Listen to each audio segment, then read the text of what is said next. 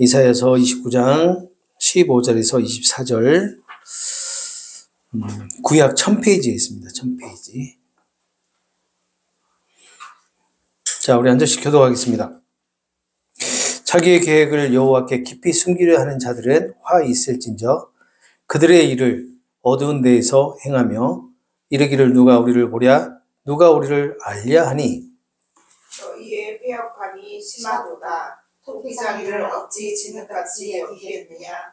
지음을 받은 물건이 어찌 자기를 지은 이에게 대하여 이르기를 그가 나를 짓지 아니하였다 하겠으며 빚음을 받은 물건이 자기를 빚은 이에게 대하여 이르기를 그가 속량이 없다 하겠느냐. 오래지 아니하여 내마노니 기름진 밭으로 변하지 아니하겠으며 기름진 밭이 숲으로 여겨지지 아니하겠느냐. 그날에 못 듣는 사람이 책의 말을 들을 것이며 어둡고 캄캄한 데에서 맹인의 눈이 익을 것이며 겸손한 자에게 여호와로 말미암아 기쁨이 더하겠고 사람 중 가난한 자가 이스라엘의 거룩하신 이로 말미암아 즐거워하리니 이는 강구한 자가 소멸되었으며 오만한 자가 그쳤으며 죄악의 기회를 엿보던 자가 다 떠났습니다. 그들은 송사로 사람에게 죄를 씌우며 성문에서 판단하는 자를 올무로 잡듯하며 헛된 일로 의인을 억울하게 하느니라. 그러므로 아브라함을 구속하신 여호와께서 야곱 족속에 대하여 이같이 말씀하시되 야곱이 이제는 부끄러워하지 아니하겠고 그의 얼굴이 이제는 창백해지지 아니할 것이며 그의 자손은 내 손이 그 가운데에서 행한 것을 볼 때에 내 이름을 거룩하다 하며 야곱의 거룩한 일을 거룩하다 하며 이스라엘의 하나님을 경외할 것이며 마음이 혼미하던 자들도 총명하게 되며 원망하던 자들도 교훈을 받으리라 하셨느니라. 아멘. 14절까지, 지난 시간 14절까지 했죠? 14절까지 예루살렘에 임한 심판에 대해서 우리가 알아봤는데요. 예루살렘에 임한 하나님의 심판의 메시지, 그 메시지는 심판이라고 하는 그 메시지만 주어진 것이 아니라 항상 어떻게 한다고요? 회복의 은혜를 함께 주어진다라고 말씀드렸죠. 심판, 이걸로 끝나는 게 아니라 심판 이후에 올 회복, 회복까지 같이 주어진다. 그래서 주전 701년에 있었던 그 역사적인 사건, 다시 말하면 아시리아의 사네립 왕이 예루살렘을 포위하고 했던 그 사건과 또 그 아시리아의 사네립 왕이 갑자기 철군을 하게 되죠. 다시 돌아가게 됩니다.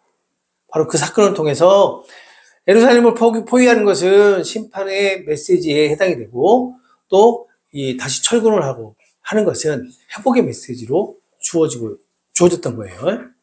그리고 남유다의 형식적으로 반복되는 그 절기의 제사들. 그냥, 이스라엘의 제사는 생명과도 연관이 있다라고도 말씀드렸는데, 그런 생명과는 전혀 상관없이 그냥, 형식적으로 반복되는 그러한 제사들에 대한, 하나님의 책망과 또 우상에게 시선이 향해 있었던 그 오만한 남유다의 지도자들, 그 지도자들에 대한, 하나님의 심판이 기이한 일로 일어나게 될 것이다. 기이한 일로 하나님께서 행하게 되실 것이다. 라고 말씀하셨잖아요. 그 기이한 일이 뭐였어요? 이스라엘 백성들이 진리를 깨닫지 못하게 하는 거였어요. 하나님의 계시를 알지 못하게 하는 거였어요. 그리고 지혜와 총명을 사라지게 하는 것이 뭐였어요? 바로 기이한 일이라고 지난 시간에 살펴보니까 나왔잖아요. 하나님이 남유다를 심판하시겠다라고 하시는 그 말씀 자체가 바로 기이한 일이었는데, 왜냐하면 선민은 이스라엘이잖아요. 아브라함과 언약을 맺은 백성의 후손이잖아요. 그들을 하나님께서 심판하시겠다라고 하시는 그 말 자체가 기이한 일이었어요. 하나님의 백성이 하나님을 인식하지 못한다는 말이 무슨 말이에요? 깨닫지 못한다는 말이에요. 하나님이 있는지 없는지. 그 자체가 심판이라는 거예요. 왜? 항상 하나님이 함께 하셨기 때문에 이스라엘 백성들은 못 깨달을 수가 없잖아요. 그런데도 불구하고 어떻게 됐어요? 못 깨달았어요. 이것이 기이한 일이라는 거예요. 심판이고. 그런데 무엇보다 중요한 것이 있어요. 이러한 일들이 그러니까 누군가의 외부 세력에 의해서, 그러니까 뭐 대적들이라든지 아시리아를 얘기하겠죠. 아시리아든지 아니면 뭐 우상을 섬기는 걸로 인해서, 그 우상으로 인해서 이러한 일들이 이루어진 것이 아니라 하나님께서 바로 친히 이러한 일들을 하셨다라는 거예요. 하나님께서 택한 백성들에게 진리를 깨닫지 못하게 하는 일을 하셨고, 그리고 하나님의 계시를 깨닫지 못하게, 알아먹지 못하게 하는 그런 일을 하셨고, 또 그 하나님의 백성들의 지혜와 총명을 사라지게 하셨다는 거예요. 하나님께서. 왜 그렇게 하셨다는 거예요? 심판하시기 위해서. 바로 이러한 일들이 하나님께서 말씀하시는 남유다에 대한 심판이다라는 것을 지난 시간에 말씀했던 거예요. 오늘 우리가 살펴볼 15절에서 24절 말씀, 이 말씀도 보게 되면 우리가 15절에서 읽어봤듯이 무엇인가 있잖아요. 남유다가 계획을 합니다. 무엇인가 계획을 해요. 이 계획을 하나님께 숨기려고 합니다. 참 어리석죠. 네. 딱 이것만 들어도 알겠죠. 참 어리석다라는 걸 알겠죠. 하나님은 이런 남유다 백성들을 정죄하시겠다라는 메시지를 주신 거예요. 오늘 본문이. 하나님의 백성을 또 정죄만 하는 것이 아니라 또 보호하시겠다라는 그런 약속도 주십니다. 남유다 백성이 하려고 하는 그 무엇인가의 그 일이 남유다에게는 무익한 것이다라는 것을 경고를 해요. 오늘 본문에. 그 남유다가 하나님께 숨기려고 했던 그것이 무엇일까? 그것이 아마 제가 지난 시간에도 한번 말씀드렸을 것 같아요. 아시리아에 맞서기 위해서 애굽과의 동맹을 맺으려고 하는 거예요. 그런데 남유다가 이것을 암암리에 그냥 남들이 모르게끔 하려고 한단 말이에요. 몰래. 그런데 우리가 이 남유다에 지금 행하는 그런 행동들을 보게 되면 우리가 얼른 알듯이 하나님의 백성들이 하나님이 모르시는 일이 있을까라는 그런 생각을 한번 해볼 필요는 있잖아요. 그런데 이렇게 이런 일을 했다는 것은 그만큼 하나님에 대한 인식 자체가 희미해졌다. 하나님을 깨닫지 못하고 있다. 느끼지 못하고 있다. 그렇기 때문에 남유다가 멸망을 하기 전에 어떻게 돼요? 우상을 섬기고 하나님을 멀리 하잖아요. 그러한 내용들을 지금까지 쭉 살펴봐왔고, 하나님께서 이사야 선지자를 통해서 예언했던 그러한 내용들이 그래서 하나님의 백성들이 심판을 받는다라고 지금 얘기를 하고 있으니까, 말씀하고 있는 거니까. 지금 남유다가 지금 그렇게까지 타락을 했다라는 겁니다. 이사야 선지자는 이 일을요, 오늘 이 본문의 이 일을 20장 5절에서 6절에 예언을 해요.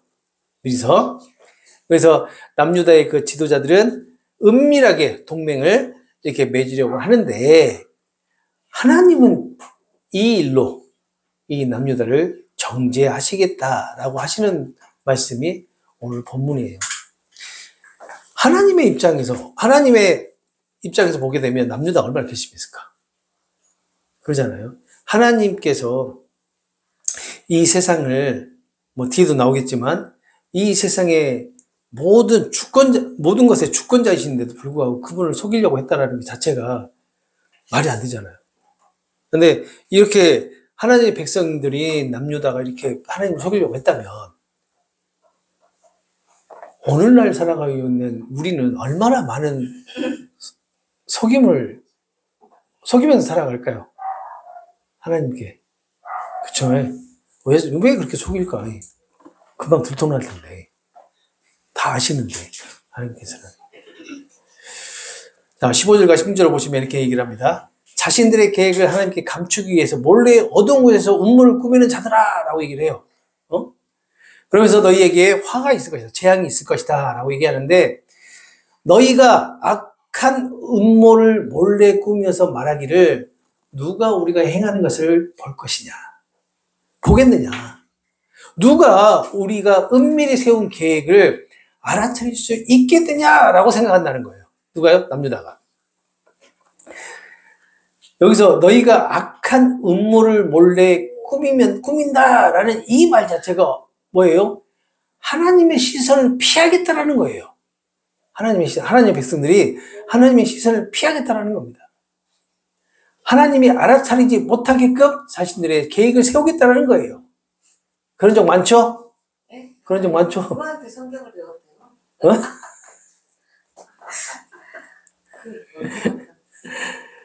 그러면서 하는 말을 봐보세요. 누가 우리가 행하는 것을 볼 것이냐. 이거 우리들이 하는 얘기 아니에요?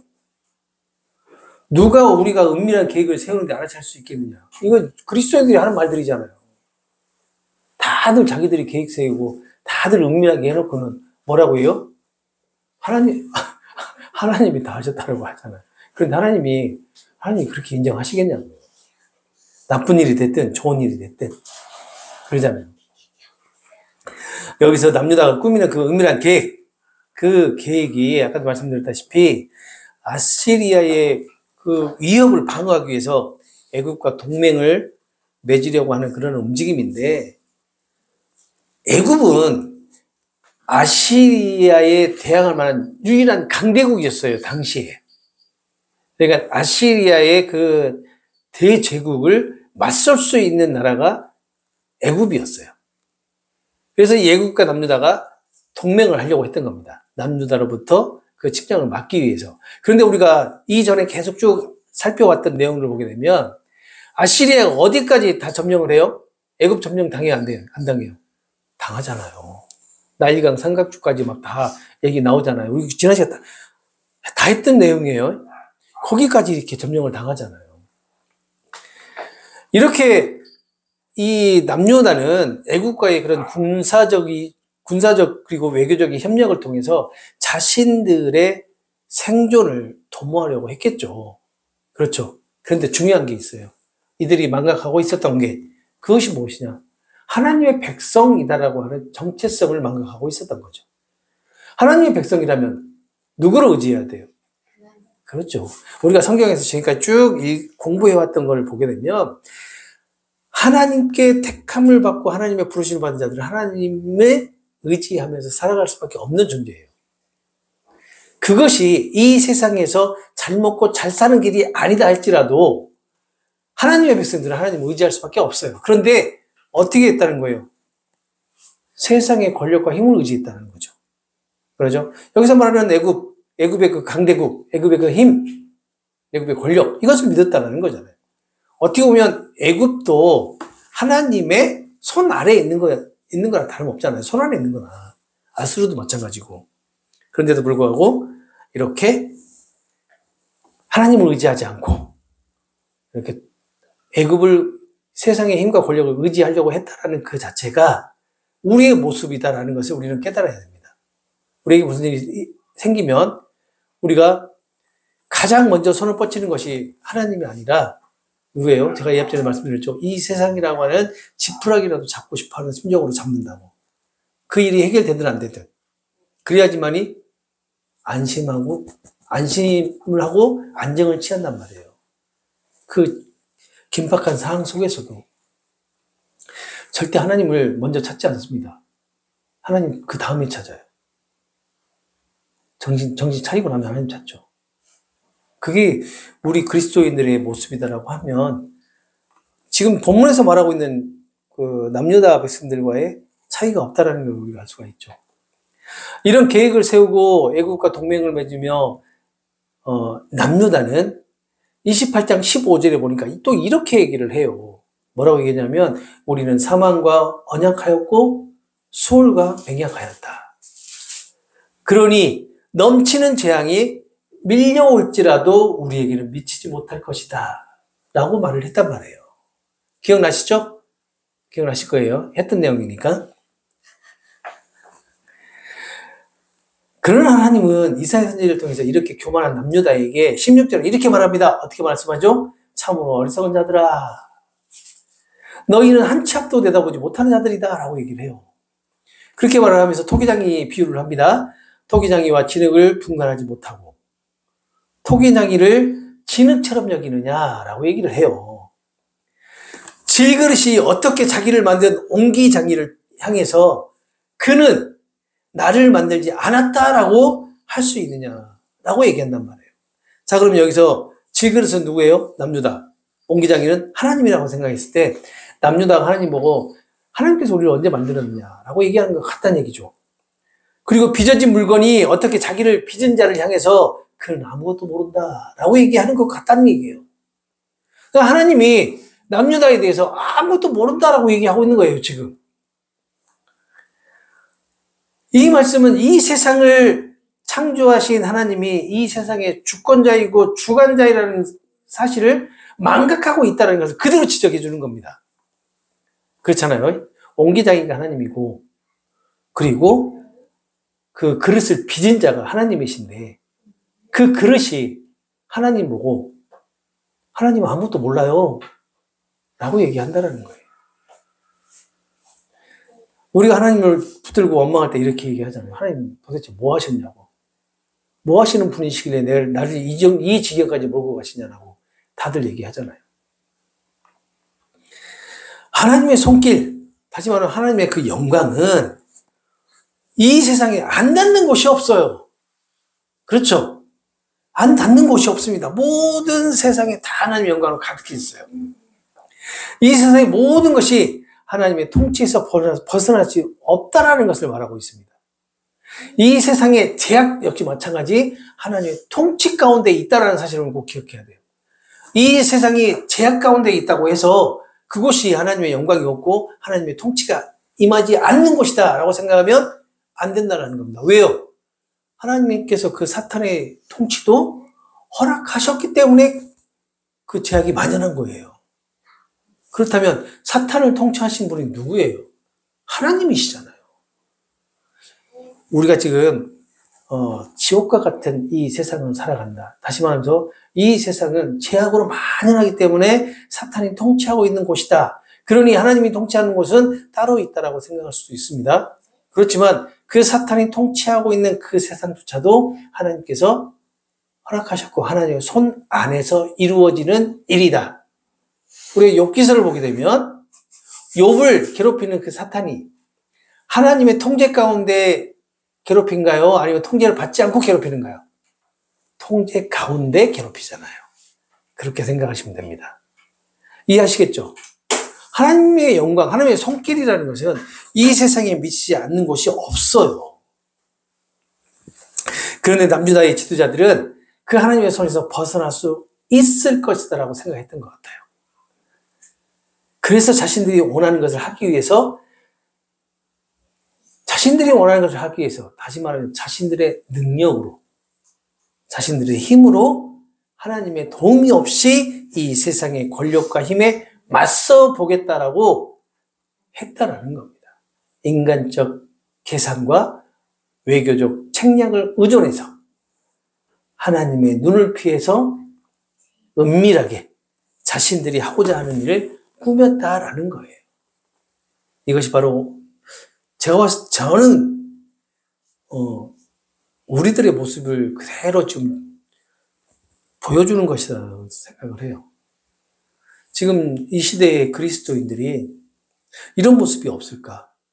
근데 대부분은 다 이런 모습일 것 같아요.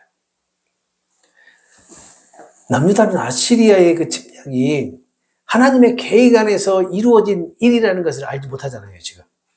우리가 이전에 배워왔던 그 내용들을 쭉 보게 되면 아시리아를 사용하셔서 북이스라엘을 심판하시고, 그리고 남유다를 심판하시는 것은 하나님의 계획 가운데 아시리아를 도구로 사용하신 거잖아요. 그러죠? 채찍질의 도구로. 징계의 도구로 사용하시는 것이 아시리아에 있단 말이에요. 근데 남유다는 이것을 알지 못하죠. 못할 수밖에 없죠. 아시리아를 도구로 하나님께서 남유다를 심판하는 것임을 지금 깨닫지 못하고 있다는 것이에요. 이런 남유다의 계획이 성공을 했을까? 당연히 우리는 알고 있죠. 성공 못했다는 것을. 하나님은 우리의 모든 것을 주관하시고 또 우리의 생각과 마음까지도 감찰하시는 분이라고 말씀하시는데, 이런 하나님의 눈을 피할 수 있었을까라고 생각해 보면 답이 나오죠. 그렇죠. 절대 그 하나님의 시선을 피할 수가 없어요. 당시 하나님의 백성들도, 그리고 현재의 그리스도인들도 지금 이 점을 망각하고 자신만의 은밀한 계획들을 세우고, 또 그 계획은 하나님께서 알지 못할 것이다 라고 여기고 있는 것은 아닐까 라는 생각을 한 번씩 해봅니다.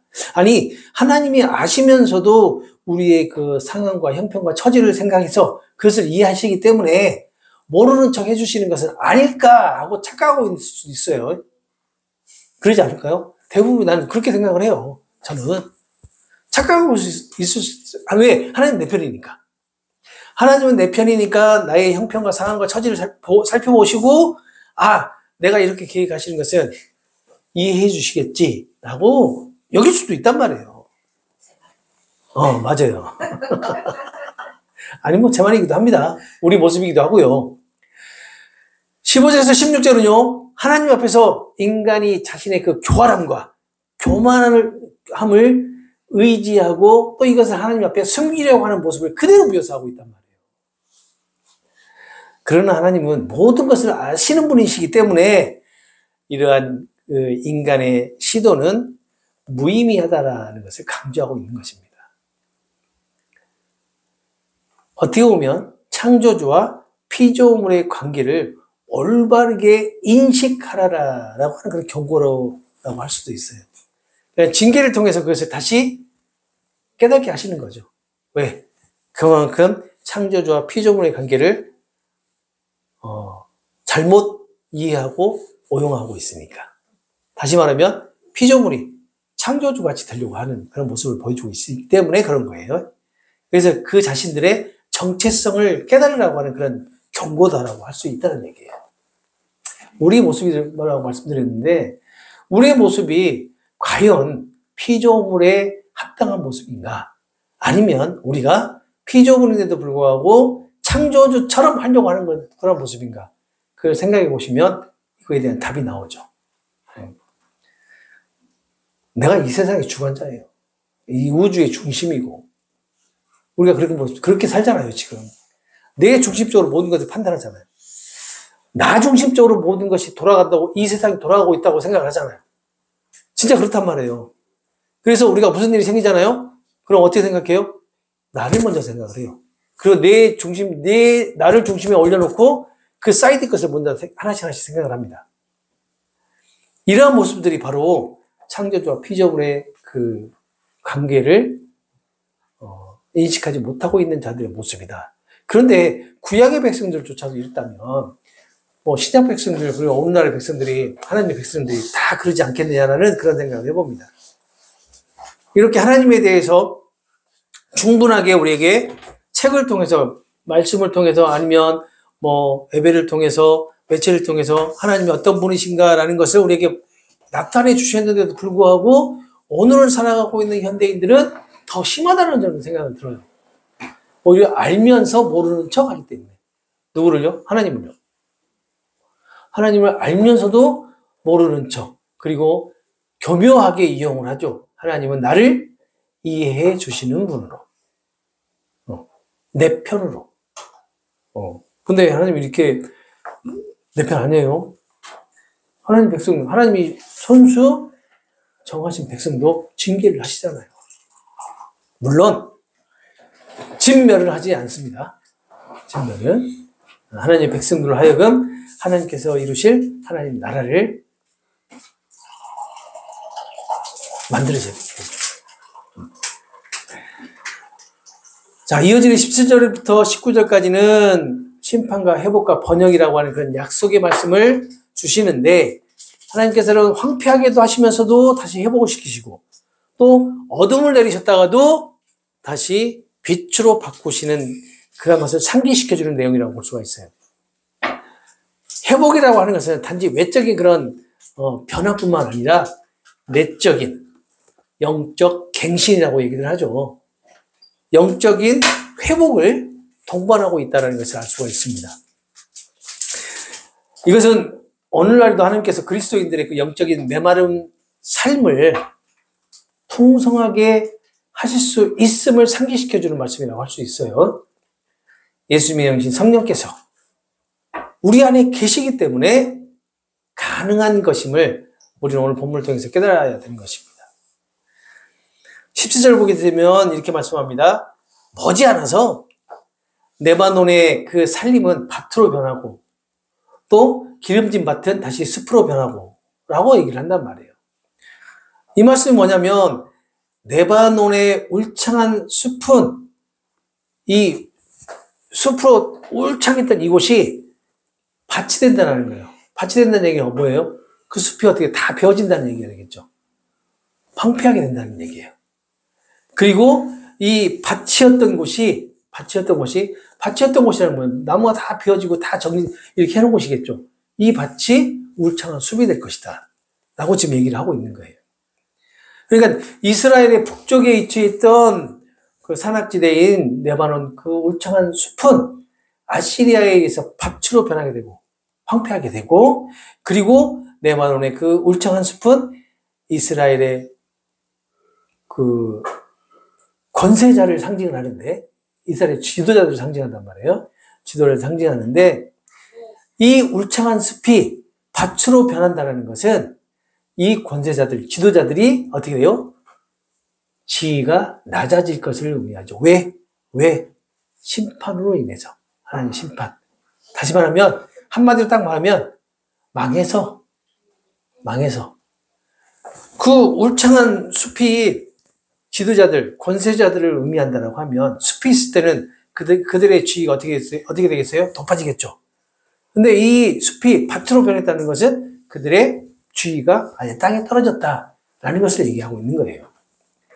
여기서 기름진 밭이라는 것은 이스라엘에서 기름진 땅, 그리고 농사가 잘 되는 그런 갈멜 지역을 말하는 것 같아요.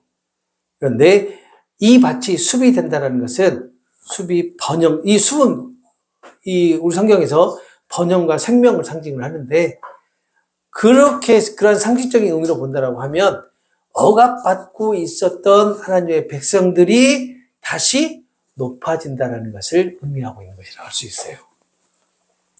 하나님이 주실 축복과 또 회복과 번영을 나타내는 그런 회복의 메시지다라고 할 수가 있습니다. 계속해서 18절을 보게 되면 회복의 메시지로 주시는데요. 그날이 되면 듣게 될 것이다 라고 얘기를 해요. 듣지 못했던 자들이 두루마리의 책의 말씀을, 그리고 어둠과 흑암으로부터 소경의 눈이 열려서 보게 될 것이다. 우리가 지난 시간에 그 말씀을 우리가 살펴봤죠. 지난 시간에 보게 되면 11절에 보게 되면 그러죠. 모든 계시는 너희에게 봉한 책의 말씀대로 되었으니 그것을 글 아는 자들이 주어도 이것을 읽지 못하고 듣지 못하고 한다고 지난 시간에 우리가 배웠잖아요. 살펴봤잖아요. 바로 그렇게 됐던 자들이 어떻게 된다는 거예요? 그날이 되면 듣게 된다는 겁니다. 듣게 되고 두루마리의 책의 말씀을 그들이 보게 된다는 거예요. 소경의 눈이 열려가지고 그 하나님의 말씀의 책을 보게 될 것이다 라는 그런 회복의 말씀을 주는 거예요. 하나님의 언약이 성취되는 그날에 하나님의 말씀을 영적으로 듣지 못했던 자들이 영적인 그 무지에서 해방이 되고 영적 깨달음을 얻는 회복이 이루어질 것이다 라고 지금 얘기를 하고 있는 겁니다. 그리고 19절에 겸손한 자에게 여호와로 말미암아 기쁨이 더하겠고 사람 중에서 가난한 자가 이스라엘의 거룩하신 이로 말미암아 즐거워할 것이다 라고 하죠. 가난하고 겸손한 자들, 즉 하나님 앞에서 하나님을 의존하고 그리고 자신이 연약한 존재임을 인정하는 사람과 영적으로 자신이 부족하고 또 하나님의 은혜가 필요함을 인정하는 그러한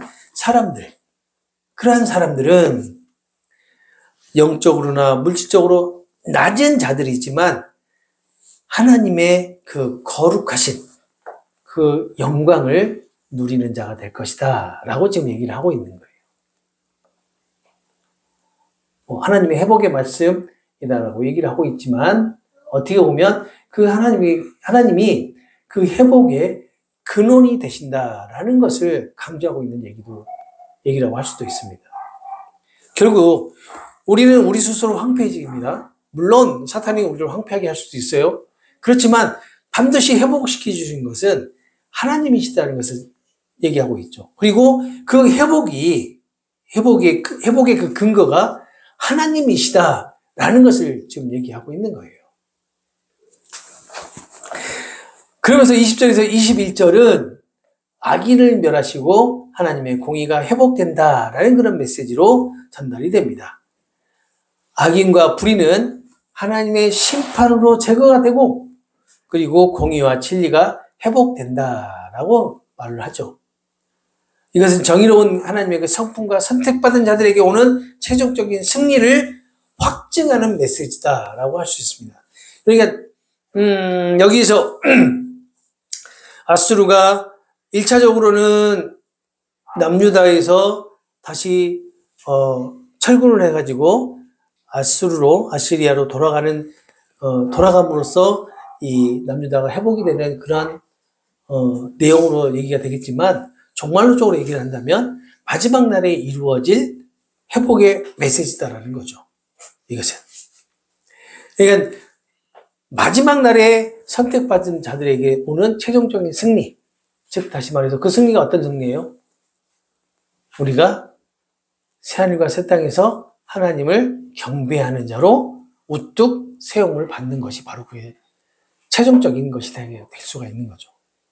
그것을 얘기하고 있는 거예요. 물론 1차적인 것은 아수르에 의해서 남유다가 해방이 되는 것을 얘기를 하지만 이게 최종적인 것이 아니라 조금 더 완성된 승리를 바라본다라고 하면 그것은 우리가 마지막 날에 우리에게 임할 구원을 얘기하고 있는 거예요. 20절에 악인을 멸하심을 이렇게 표현을 합니다. 압제자가 사라지는 불의와 억압에 종식될 것이다.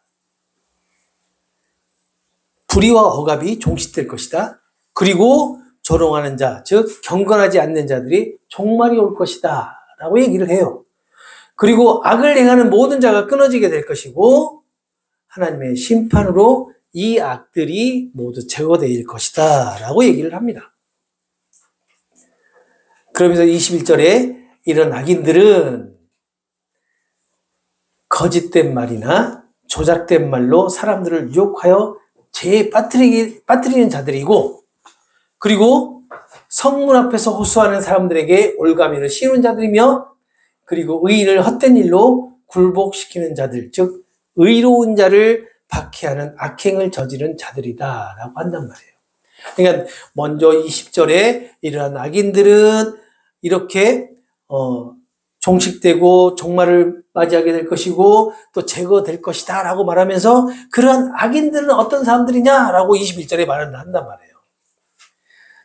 거짓된 말이나 조작된 말로 사람들을 유혹하고 죄에 빠뜨리는 자들. 자, 이런 사람들이 어떤 사람들이에요? 거짓 선지자들, 거짓 목사들, 오늘날로 말하면 사꾼 목사들. 하나님의 말씀으로 증거하는 것이 아니라 이 하나님의 말씀을 나의 생각으로만 전하는 사람들. 하나님의 말씀의 본질을 전하지 않고 적용점만을 전해주는 사람들. 이런 분들이 바로 어떤 분들이에요? 조작된 말로 사람들을 유혹하는 죄에 빠지게끔 하는 거예요. 결국 피조물이라고 하는 정체성에서 벗어나게 하는 것이 뭐예요? 바로 이런 조작된 말로 내 자신이 창조주다라고 하는 그런 인식을 심어주기 때문에 그러잖아요. 아담과 하와가 왜 선악과를 먹게 됐어요? 바로 이 조작된 말로 창조주가 될 수 있어. 너도 선과 악을 구별하는 자가 될 수 있어 라고 유혹을 하잖아요. 그래서 아담과 하와가 어떻게 돼요? 나도 하나님같이 되고자 그 선악과를 덥석 물어버리잖아요. 자, 보세요. 이 세상에 보암직도 하고 먹음직도 하고 그리고 나를 지혜롭게 할 것 같은 이 세상의 모든 지식들은 뭐예요? 선악과란 말이에요. 여기서 내가 이걸 덥석 물어버리면 어떻게 돼요? 내가 이 세상의 창조주가 되는 거예요. 그렇게 창조주가 되어서 살아가는 사람들이 많이 있잖아요. 많이. 지금. 맞아요. 그걸 알거든요. 깨달아요. 말씀을 통해서 깨닫고 또 성령께서 조명해 주셔서 깨달아요. 그런데 깨닫고 난 다음에 또 물어요. 또 덥석 물어버립니다. 이것이 이제 부함직도 하고 뭐 먹음직도 한 것은 이제 깨달아서 잘 안 무는데 나를 지혜롭게 할 것 같은 것이 나를 물게 하죠. 이게 지금 세상에 만연되어 있는 죄악이에요. 죄악. 또 성문 앞에서 호소하는 사람들을 올가매 씌운다. 이게 뭐냐요? 이것도 역시 마찬가지죠. 교회 앞에서 교회 안에 들어오려고 하는 사람들, 못하게 하는 사람들. 요즘 같은 시대에도 많이 있잖아요. 왜? 이렇게 얘기하시는 분들. 하나님께서 만드신 건 공동체예요. 믿음의 공동체, 신앙 공동체. 그런데 그 공동체가 모여서 예배하는 그런 공동체로 세워지고 성장 발전해 나가야 되는데 그것에 합류하지 못하게 하는 것이 교회를 못 가게 하는 것과 같은 거예요. 우리가 코로나 시절에 많이 겪었잖아요. 코로나 시대 이후에 지금 살아가고 있음에도 불구하고 지금도 여전히 그 공동체에 들어가지 못하고 있는 사람들이 많잖아요. 바로 그런 사람들을 의미하는 겁니다. 그리고 못 들어가게 하는 사람들. 어떻게 말을 하죠? 집에서 유튜브로 예배 드려도 돼. 라고 얘기하시는 분들. 단순히 내가 내 믿음을 가지고 나 혼자 예배 드려도 된다라고 얘기하시는 분들이 있는데 제가 일본을 갔다 와서 여러분들에게 설명을 했었죠. 일본은 지금도 카타콤과 같은 그런 동굴에 살면서 자기만의 신앙을 혼자서 지켜가면서 예배 사는 사람들이 있다. 그런데 그분들이 올바른 신앙이 무엇인지를 기준점이 없으니까 깨닫지 못하니까 어떻게 한다고 했어요? 예수님께 기도드립니다. 성부와 성자와 성령의 이름으로 이렇게 기도한다고 말씀드렸잖아요. 그게 현실이라니까요. 일본에 그런 사람들이 지금도 있어요. 지금도. 이것이 자칫 잘못하면 혼자만의 신앙이 나만의 하나님을 창조하고요. 나만의 하나님을 섬기면서 살아가는 그런 믿음으로 변질될 수가 있어요. 그래서 경계하는 겁니다. 그러면서 오늘 본문의 그 결론을 내리는 부분이 바로 22절에서 24절 말씀이에요. 회복될 이스라엘에 대한 예언으로 말씀을 하는데 22절 보시게 되면 이렇게 말을 합니다. 그러므로 아브라함을 구원하신 주께서 하나님께서 야곱의 후손인 이스라엘 백성들에게 이같이 말씀하신다라고 하면서 야곱이 더 이상 부끄러워하지 않을 것이다. 야곱이라는 것이 무엇을 의미하죠? 이스라엘 백성. 이스라엘 백성들이 더 이상 부끄러워하지 않을 것이다. 라는 것은 심판에서 회복이 될 것이다. 라는 거고 그의 얼굴이 창백해지지 않을 것이다. 수치와 고통에서 벗어나서 회복을 하게 될 것이다. 라는 그런 메시지를 주는 거예요. 아브라함을 구하신 하나님이라고 하는 것은 하나님의 구속 사역을 지금 말하고 있는 거예요.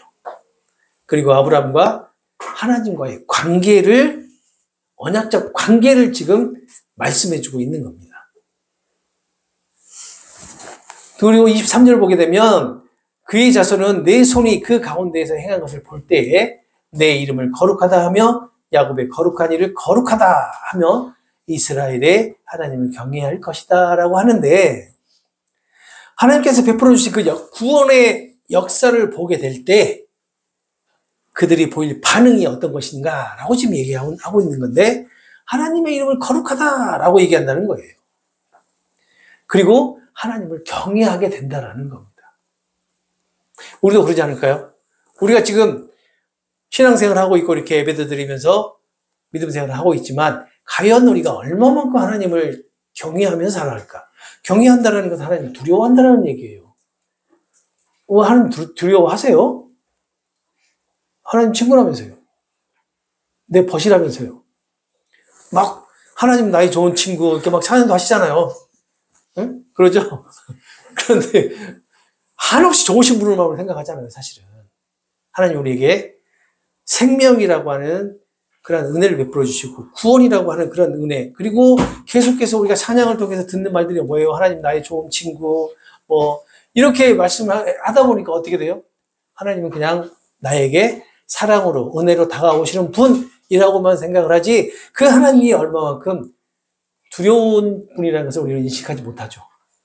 물론 여기서 두렵다라고 하는 표현이 경외한다라는 말과 좀 달리 할 수는 있어요. 그 두려움이 우리 그리스도인들이 가져야 되는 두려움이 아니라 이 세상 사람들이 가져야 되는 두려움으로 해석이 될 수도 있습니다. 어떻게 보면 그게 더 맞을 수도 있어요. 그렇지만 구약 본문에서 나와 있는 이 남유다의 이스라엘 백성들이 행했던 모든 일들을 보게 되면, 행했던 모든 제약들을 보게 되면 하나님을 두려워해야 되죠. 왜냐하면 하나님께서 심판을 하시기 때문에, 하나님이 징계를 하시기 때문에, 그 징계조차도 이 이스라엘 백성들은 두려워하지 않았기 때문에.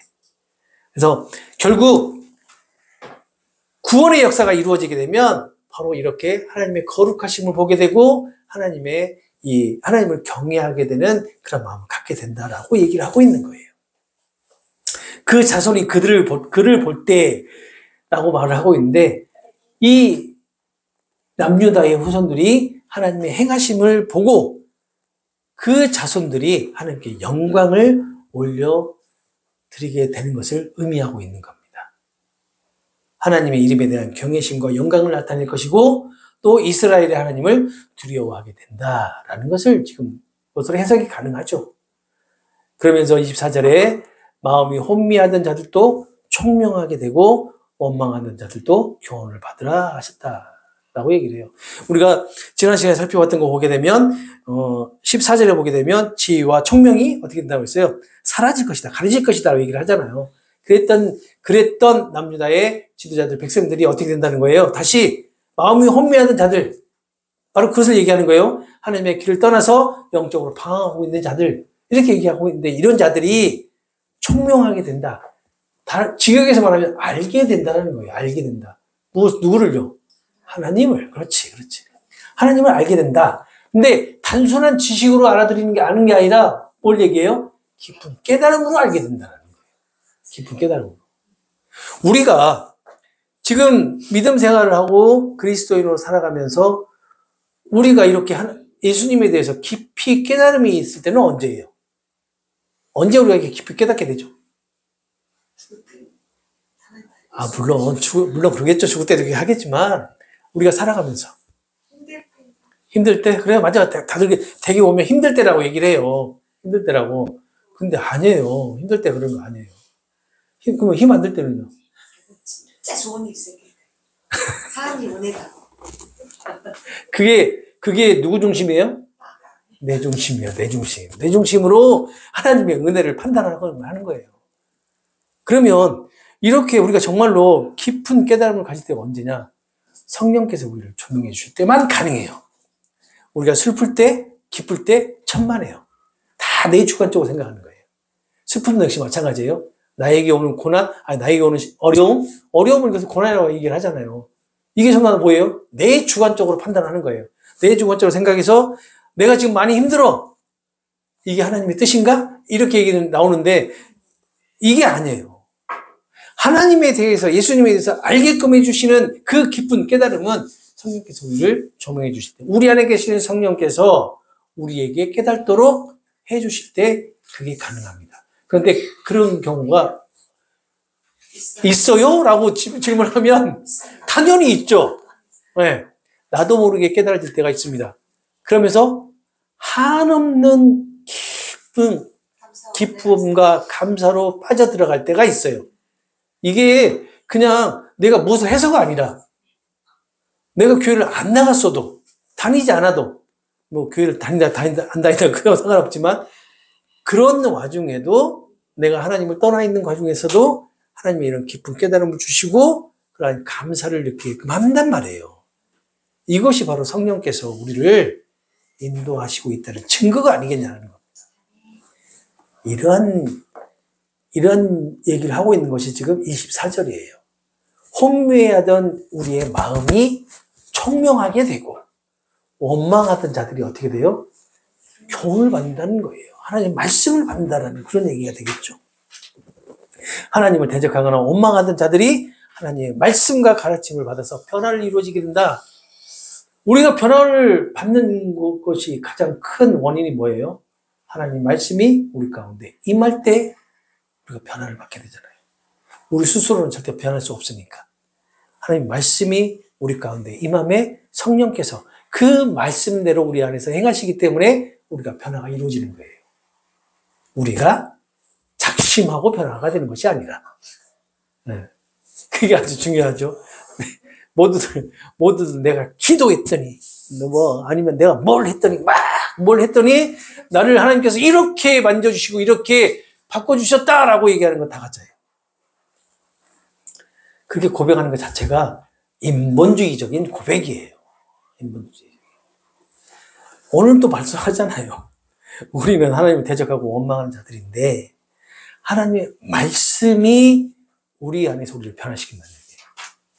우리 안에 계시는 그 예수님의 영신 성령이 그 말씀대로 행하시기 때문에 우리가 변화를 갖게 됩니다. 그거 외에는 없어요. 아니, 그래도 우리 인간이, 우리 사람이 무엇이라도 조금은 좀 해야 되지 않겠냐. 이것이 그 신과 인간의 협력을 해야 된다는 거예요. 협력설이에요. 그 말도 안 되는 겁니다. 예, 말도 안 되는 거예요. 우리가 해서 뭘 바꿀 수 있겠어요? 새벽 재단이라고 하나요? 그게 지금까지 예전부터, 그러니까 옛날 우리 믿음의 선조들, 우리 믿음의 선배들 우리에게 가르쳤던 단어입니다. 예. 그것이 어떻게 보면, 우리가 유교적인 그런 사상 때문에 우리가 새벽에 쌓던 그런 재단을 이렇게 해서 우리 한국에 들어왔던 기독교가 유교적 성향을 좀 띠고 있기 때문에 거기에 많이 빌려오고 있는 거죠. 그래서 그래요. 예. 그렇죠. 지생명 감천이라는 그러한, 생각을 가지고 새벽에 이렇게 재단을 쌓이지만 하나님께서 축복을 해준다고 얘기하는데 천만의 말씀이에요. 그거 안 하면요. 하나님이 축복 안 해줘요? 그러면 하나님의 백성이 맞아요? 안 맞아요? 아니, 내가 하나님의 백성이라면서요. 택한 백성이라면서요. 그런데 그런 자신 없는 얘기를 해요. 제가 주일날 성찬식에 대해서 얘기를 하면서 하나님의 은혜로 성찬에 참여하는 것이지 내가 무엇을 잘하고 못하고 내가 도덕적으로 아니면 무엇인가를 영적으로 무엇인가를 준비를 해야지만이 성찬에 참석하는 건 아니다라고 얘기했잖아요. 아니, 내가 얼마만큼 재단을 쌓아야지 하나님께서 축복해 주시겠냐고요. 이만큼 쌓는데 안 해주시면 원망할 거예요? 부족하다 생각. 아, 부족하다 생각. 더 쌓아야 되겠네, 그러면? 그것이 바로 인간의 행위를 지금 강조하는 거예요. 한때, 우리 기독교가 우리나라에 조선에 들어와서 그런 행함이 필요할 때가 있었습니다. 선교사들을 통해서 그렇게 행위를 해야지만이 좀 절제되는 그런 삶을 살아갈 수 있게끔 할 때가 있었어요. 이렇게 교육을 하고 예배를 드리는 가운데 잠깐 심연을 가서 곤방대 물고 막걸리 마시고 했던 그런 시절이 있었기 때문에 선교사들이 그런 것을 조금 못하게 하려고, 방지하려고 그렇게 좀 제약했던 그런 시절이 있었어요. 근데 그것이 지금까지 쭉 이어져 온 거예요. 그래서 우리가 새벽에 이 정한수 떠놓고 빌었던 것 같이 그것을 그대로 또 사용을 해가지고 또 새벽 재단을 쌓아라고 얘기를 하고 그래야지만이 서울대도 가고 의사도 되고 없습니다. 예, 없어요. 그리고 주일 예배 한 번밖에 없습니다. 우리나라에서만 만들어진 겁니다. 수요 예배도 마찬가지. 금요 예배도 마찬가지. 그런데 교육은 하죠. 성경 공부도 하고 이런 날들이 있어요. 그러니까 유럽이 됐든 미주가 됐든 아시아권이 됐든 간에 그건 있는데 우리나라 같이 이렇게 일주일 내내 예배드리고 이런 나라가 없어요. 그래서 이제 우리 선배님들은 그렇게 얘기를 합니다. 사실 그래서 하나님이 우리나라를 축복해 주시지 않았느냐 라고 얘기를 하는데 제가 그 말에 대해서 부정을 하면 제가 나쁜 놈이니까 부정을 안 합니다. 그게 맞을 수도 있어요.